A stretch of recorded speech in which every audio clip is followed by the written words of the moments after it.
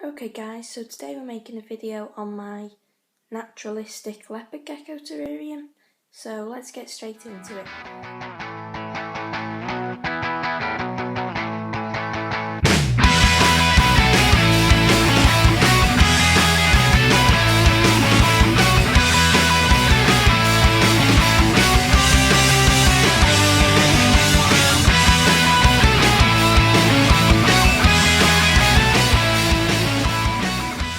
Without wasting any time, this is the main component of the fact that it's a naturalistic terrarium, or what I call a naturalistic terrarium.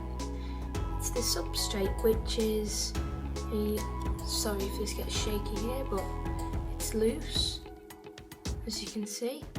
It's sort of a gritty it's got limestone grit, sand and sterilised topsoil in it.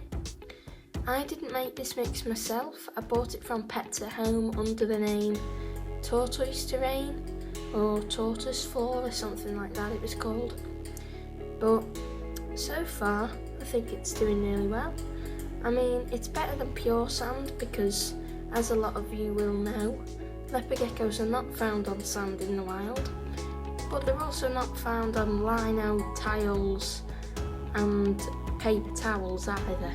So going for just sort of outdoorsy mix like this, it's the best thing that we can do to try and recreate the natural habitat at the minute. But I do think it's really good. What I'll do is every couple of days I'll get a little spray bottle I've got and I spray it down, and you see how it's quite just almost dust-like at the minute. I mean, it's not dusty, but it's very, very dry.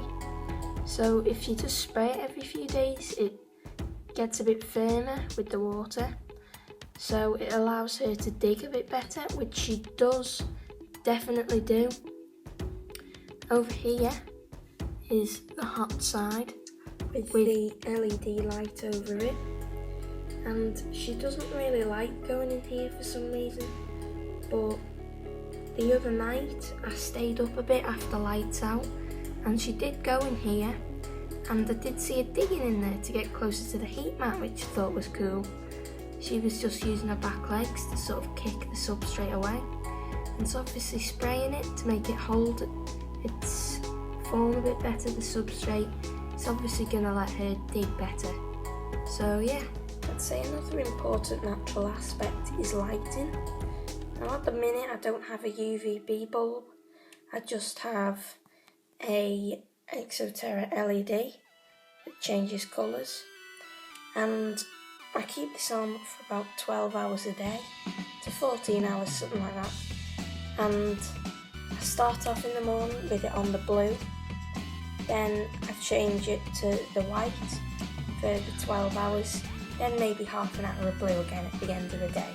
As you can see, having the light at one end, it allows your gecko to see that this end is hot and this end is cold, because in the wild the only source of heat really is the sun.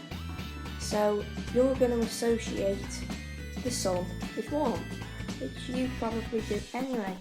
So if this is the hot side with the light over it, it's just more natural. And also the light gives her a photo period, so she knows when it's time to get up and come out and be active. And as crepuscular animals, that's just around lights out time, and I can certainly prove that they do use it, because in her old terrarium with no lights, she used to just lounge about in the cage all day and never seemed to become active.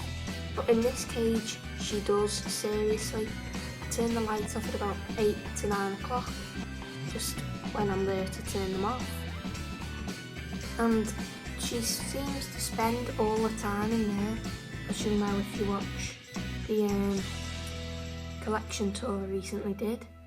But at about those times she pops her head for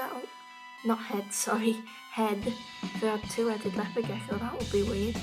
But she pops her little head out there and she just looks and she waits until I turn the light off. Then if you wait 10 minutes after that and the room's quiet, then she does come out, and she usually just goes to this side or that side, so the hot side. So yeah, it does prove that lights do actually help your gecko. If anybody keeps reptiles, you'll know exactly what you're looking at, which is Leopard Gecko poo. Now you might think, hang on, why is he showing me this? Why is this a natural trait of a terrarium? Well, it's just to say that I've had this substrate for maybe a fortnight now, and my gecko is still obviously putting out fresh excrement, shall we say, and she's nothing towards impacted.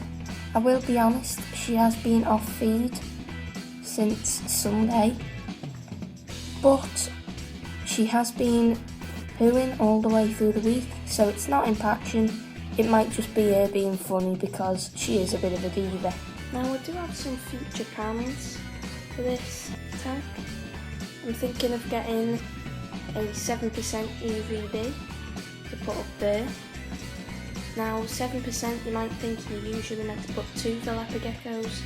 Well, firstly, this is a mesh top. It blocks out about half of the UVB rays just from the fact that it'll hit the mesh and bounce back up. So you need a higher percentage, and some people, like I know Cam from JFC Exotics, he says 10%, which to be honest I agree with, but my terrarium is only a foot tall, and my leopard gecko, she can climb on top of this to get close to the light. She could have a go at climbing up to this to get close to the light. She most certainly can climb on top of this. There are a lot of higher places where she can get close to the light. And if I had a 10% bulb that spanned this hand width distance here, sorry that went really shaky then, I apologise, but if I had a 10% bulb and she could get that close to it, and she did, that could cause some adverse effects.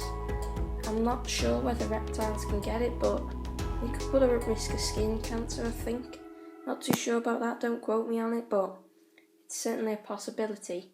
And I'm also planning on getting custodians for this, so isopods like springtails and woodlice, possibly some types of worm like white worms and red worms, and I might put some mealworms and Mario worms in here. Not too sure about those last additions because the gecko will eat them, and the point of the cleanup crew, the custodians, is to eat the feces of the gecko. So if they're eating what's eating her feces, it's like not going to be very healthy for her, but I'll see how that goes. So yeah, one final note is that please in the comments don't somebody just say you've got a type of sand in there, or you've got a loose substrate, your gecko's gonna die, because that's not true. Anyway, I hope that you have enjoyed the video, and I'll see you in the next one. Bye guys.